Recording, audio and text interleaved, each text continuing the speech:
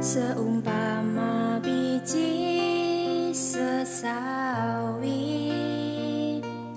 yang ditabur. Shalom saudara kasih Tuhan, kembali kita pada pagi hari ini. Ini bagian yang kelima, kita bicara tentang keluar dari zona nyaman. Berapa teman saya membawa WA saya dan berkata rasanya sulit kita keluar dari zona nyaman. Tapi untuk keluar dari zona nyaman itu bagian yang harus kita kerjakan. Kadang-kadang Tuhan membawa kita keluar dari zona nyaman. Saudara yang kasih Tuhan, kekristenan itu bukan sesuatu ilmu yang ditontonkan, dikemas begitu rupa dengan kesan kemakmuran. Bukan itu. Kekristenan itu bukan dikemas dalam suatu kondisi kebahagiaan, sesuatu yang penuh dengan keadaan yang baik tanpa persoalan. Bukan, saudaraku. Realita kalau kita menganggap kekristenan dan sesuatu kemakmuran dan sesuatu kebahagiaan, kita akan mengalami satu kondisi yang stres karena kekristenan di dalam realitanya tidak seperti itu. Jadi saudaraku kasih Tuhan, kita perlu belajar keluar dari zona nyaman untuk kita melihat kekristenan yang nyata di dalam kehidupan kita. Jadi padahal dalam kekristenan kita mengenal beberapa tindakan nyata. Di dalam kekristenan kita mengenal beberapa tindakan nyata yang harus kita kerjakan.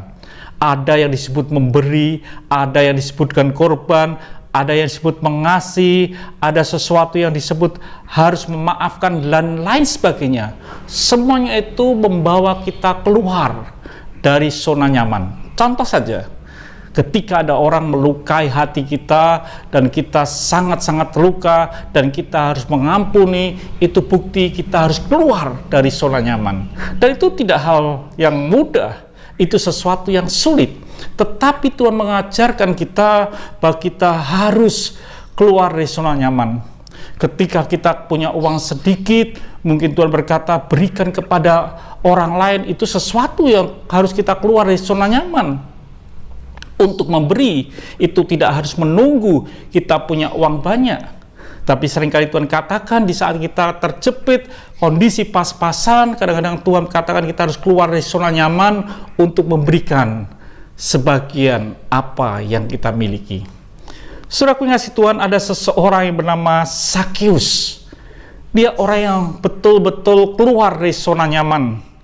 Dikatakan saudaraku ngasih Tuhan di dalam Lukas 19 ayat yang kedua sampai dengan ayat yang keempat, dikatakan di situ ada seorang bernama Zakheus, kepala pemungut cukai, dan ia seorang yang kaya. Ia berusaha melihat orang apakah Yesus itu, tetapi ia tidak berhasil karena orang banyak sebab badannya pendek. Ini kisah di mana Zakheus ingin melihat Yesus yang lewat. Dia orang kaya, tapi kondisi badannya pendek. Apa yang dikerjakan oleh Zakheus pada waktu itu? Bukan dia pulang, tapi betul-betul dia keluar daripada zona nyaman. Dikatakan, maka berlarilah ia mendahului orang banyak itu, lalu memanjat pohon ara untuk melihat Yesus yang akan lewat di situ. Bukankah Zakheus keluar dari zona nyaman?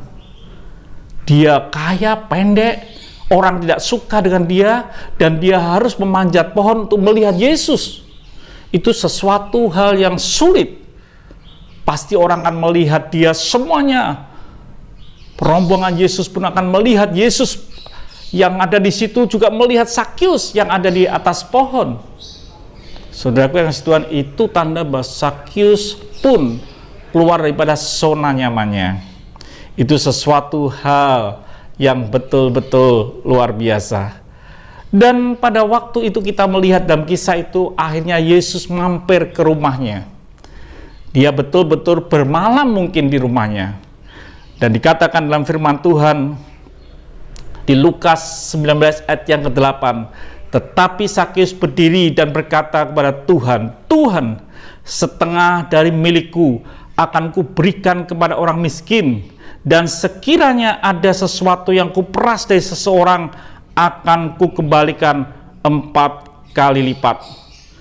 Bukankah Sakyus keluar dari zona nyaman? Bukankah Sakyus berjalan bersama dengan Tuhan, dia harus keluar dari zona nyaman? Dan ini seringkali yang harus terjadi di dalam kehidupan saudara dan saya, untuk keluar dari zona nyaman, untuk mendapatkan sesuatu yang luar biasa. Apa yang Sakyus dapatkan adalah kehidupan, keselamatan yang dia peroleh. Dalam hidup ini, kadang-kadang kita harus mengambil keputusan tanpa Tuhan suruh. Yesus tidak pernah menyuruh Sakyus untuk di atas pohon ara. Yesus tidak pernah berkata pada Sakyus untuk memberikan harta dan mengembalikan 4 kali lipat kalau ada yang diperas. Tapi keputusan di dalam hatinya, perjumpaan dia dengan Yesus membuat dia sanggup keluar dari zona nyaman. Yesus nomor 1 di dalam kehidupannya. Saudaraku yang kasih Tuhan, biarlah di dalam hidup ini kita pun juga mengalami sesuatu yang luar biasa. Ketika kita berjumpa dengan Yesus, pasti dunia akan nomor 2 dalam kehidupanmu. Bagimu untuk keluar dari zona nyaman bukan hal yang sulit ketika kita berjumpa dengan Yesus yang telah mati menebus dosa kita, yang telah menyerahkan hidupnya untuk mengampuni kita. Ganti daripada kematian adalah kehidupan yang Yesus berikan. Apakah saudara tidak akan keluar dari zona nyaman ketika saudara berjumpa dengan seorang sahabat yang telah memberikan nyawanya buat saudara dan saya? Kiranya Tuhan memberkati saudara, orang yang setia dan orang yang keluar dari zona nyaman bersama dengan Yesus. Tuhan memberkati. Sampai jumpa esok pagi. Haleluya.